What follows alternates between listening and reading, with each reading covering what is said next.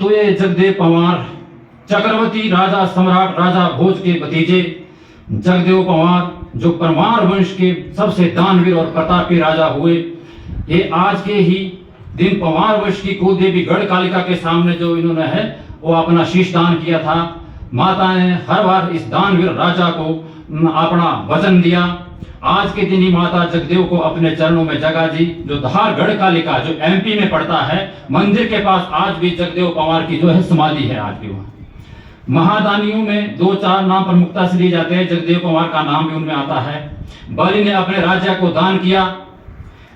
ये वैसे बलि के वंशज ही माने जाते हैं। कर्ण जो रोज सोमन जो है कई मन सोना दान करता था, कलयुग में सिर्फ जगदेव पंवार ही ऐसा था। इसकी कथा भी प्रचलित है और लोग बड़े चाव से इसका जागर करते हैं। उन्होंने अपने राजा और शिष्य दोनों को दान किया, इसलिए कलयुग में जगदेव को बड़ा दानी कहा जाता है। और इनके बारे में एक गाथा भी है। संवत 1174 को जो है चैत तीज रविवार शीश कंकाली भट्ट ने जगदेव दियो उतार। तो इनका बचपन बहुत अच्छे तरीके से व्यतीत हुआ और आज के ही दिन कलयुग के महान दानी जगदेव पंवार कंकाली देव को अपना शीश इन्होंने जो दान किया। जगदेव महान परमार शासक उदयादित्य के छोटे पुत्र थे। उन्हें राज्य सौंपना चाहते थे, लेकिन बड़े भाई के रहते राजा बनना जो है पाप लगता था। यह सोचकर राज्य का त्याग कर दिया और गुलबर्गा कर्नाटक चले गए। वहां के राजा विक्रमादित्य षष्ठ ने उन्हें बहुत सम्मान और अपने भाई के समान समझा।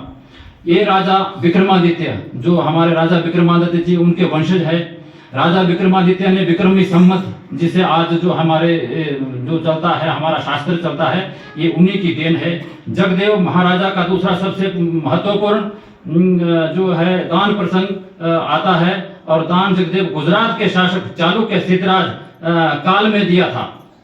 महाराजा विक्रमादित्य के नगरी में उनके वंश श्री उपेंद्र परमार ने परमार वंश की स्थापना जो है वो 800 ईस्वी में स्थापना की। और महाराजा उपेंद्र के बाद महाराजा मुंज और चक्रवर्ती राजा भोज ने परमार वंश की पराकाष्ठा चरम पर पहुंचा दिया। राजा भोज ने मध्य भारत के राजवंशों जैसे कलचुरी राजवंश, रतनपुर गौड़ के अच्छे संबंध रखने की कोशिश की और इन क्षेत्रों में सीधा नियंत्रण रखा। पंवार वंश मालवा को पुनः संभल कर चालुक्य, होयसल एंड कलचुरी राजाओं से मालवा की रक्षा की। उन्होंने धार के पुनर्स्थापन पर सोने के सिक्के जारी किए। महाराजा उदयादित्य देव परंपरा ने विदिशा जिले के उदयपुर और मांडू नामक स्थानों पर उदयपुर मंदिर की स्थापना की।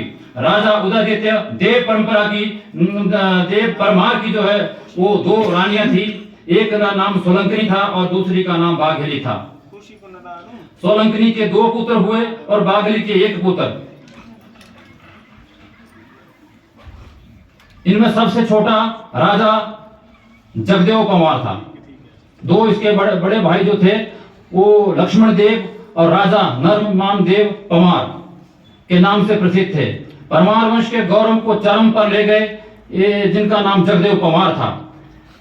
राजा नरदेव पंवार धार के राजा बने और अपने भाई राजा लक्ष्मण देव पंवार को विदर्भ का राजा बना दिया। और उस समय नगरधन नंदीवर्धन विदर्भ की राजधानी थी। महाराजा लक्ष्मण देव पंवार के समय नगरदेव मालवा की दूसरी राजधानी रूप में विकसित हुई। महाराजा लक्ष्मण देव पंवार ने मध्य भारत में वास्तविक परमार वंश की नींव रखी थी। वर्तमान गोंदिया, बालाघाट, सिवनी, भंडारा, चंद्रपुर, वर्धा, छिंदवाड़ा, अमरावती, यवताल आदि क्षेत्रों तक परमार वंश का वास्तविक शासन हो चुका था। महाराजा उदयादित्य देव परमार के तीसरे पुत्र युवराज जगदेव शुरू में गुजरात में सोलंकी राजा जयसिम्हा सिद्धराज के साथ सोलंकी राजवंश के लिए अनेक युद्ध लड़े और विजय प्राप्त की। वो वापस गुजरात आए और अपने पिता राजा उदयादित्य ने उन्हें जो है राजा बनाना चाहा, किंतु आंतरिक पारिवारिक उलझनों के कारण